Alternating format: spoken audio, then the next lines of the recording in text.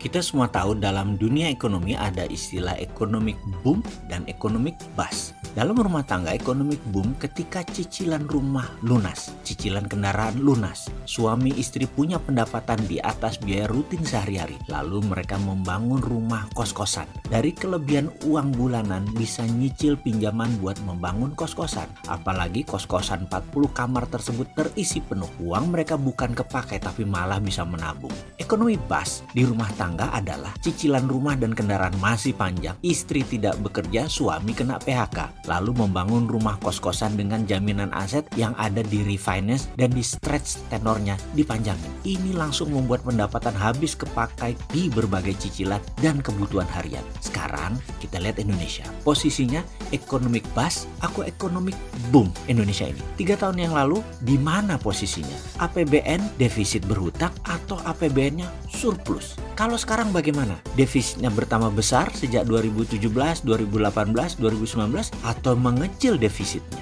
Sekali lagi, atau surplus? Masuk kategori lebih boom atau lebih bust dibanding 3 tahun yang lalu ekonomi Indonesia saat ini. Jadi berapa data defisit nasional Indonesia? Kalau data yang saya punya, defisit pendapatan primer secara akumulatif adalah 1.380 triliun defisitnya. Uang tersebut adalah uang yang Indonesia alokasikan sebagai setoran uang keluar buat asing untuk pembelian jasa impor, cicilan utang, bunga utang, dan uang keuntungan investasi asing yang ditarik keluar. Ngimpi saya sih membayangkan kalau uang itu beredar di dalam negeri, selesai masalah ekonomi. Ekonomi boom namanya. Tapi bagi saya, karena defisitnya primer segitu besar, ya jadi bust.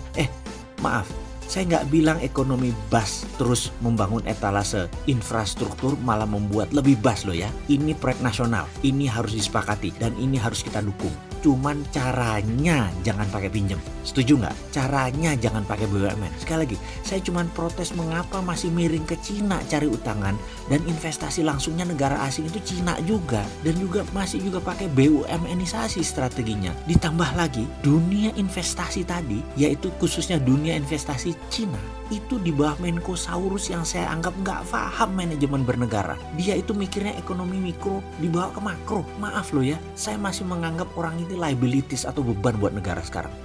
Bentar, jangan-jangan aset buat negara sekarang. Saya pasti salah. Semoga dia adalah yang membawa Cina masuk dan memberi karpet merah ke Cina itu adalah aset. Saya berdoa semoga saya yang salah dalam urusan melihat masalah negara ini.